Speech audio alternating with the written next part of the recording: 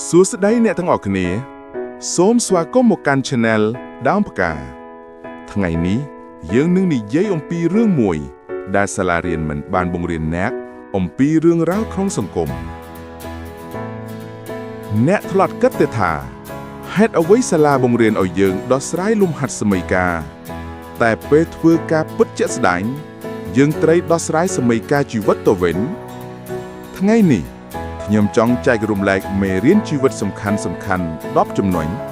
ដែលសាលាមិនដែលបង្រៀនប៉ុន្តែជីវិតបង្រៀនយ៉ាងតឹងរឹងទី1ការគ្រប់គ្រងអារម្មណ៍សាលាបង្រៀនឲ្យយើងគ្រប់គ្រងពេលវេលា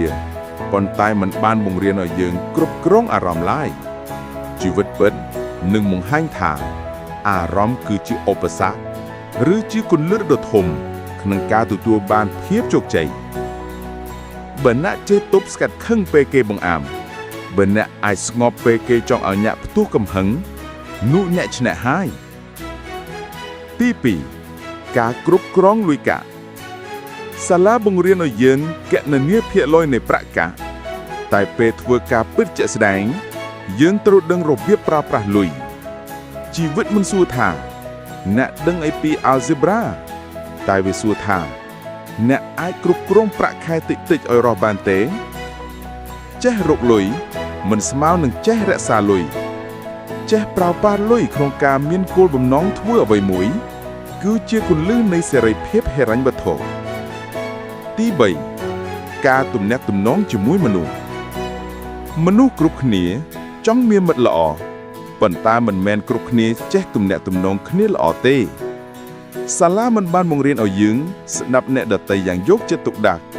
ឬទទួលស្គាល់គំនិតគេដោយគ្មានការវាយតម្លៃនោះទេជីវិតពិតគឺជាការប្រើភាពយល់ចិត្ត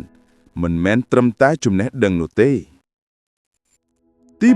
4ការទប់ការរំនៃការបរាជ័យនៅសាលាបរាជ័យម្ដងមានន័យថាសូមមកសាក់លបងម្ដងទៀតប៉ុន្តែនៅជីវិតបរាជ័យមួយអាចធ្វើអ្នកឲ្យបោះបង់បានអ្នកត្រូវរៀនឲ្យស្គាល់ថាបរាជ័យគឺជាគ្រូល្អបំផុតមិនមានអ្នកជោគជ័យណាដែលមិនធ្វើបរាជ័យនោះទេទី5ការគិតដោយខ្លួនឯងសាលាបង្រៀនឲ្យយើងឆ្លើយតាមសំណួរដែលគេដាក់ប៉ុន្តែមិនបានបង្រៀនឲ្យយើងសួរសំណួរផ្ទាល់ខ្លួនឡើយមនុស្សដែលដឹងសួរបញ្ហាជាអ្នកដែលដឹងដំណោះស្រាយកុំគ្រាន់តែគិតដូចគេតែត្រូវស្វែងរកចម្លើយសម្រាប់ជីវិតអ្នកផ្ទាល់ទី6ពេលវេលាមានតម្លៃជាងលុយសាលាមិនដែលបង្រៀនថាពេលវេលាសំខាន់ជាងចំណេះដឹងឡើយបើគ្មានចំណេះដឹងក៏គ្មានពេលវេលាល្អដែរអ្នកអាចបាត់លុយហើយរកវិញបានប៉ុន្តែពេលវេលាដែលកន្លងទៅគឺបាត់បង់ជារៀងរហូតប្រើវាឲ្យមានតម្លៃកុំចំណាយវាលើរឿងដែលមិននាំអ្នកឲ្យរីកចម្រើនទី7ការស្គាល់ខ្លួនឯងចំណុចនេះសំខាន់ណាស់មនុស្សជាច្រើន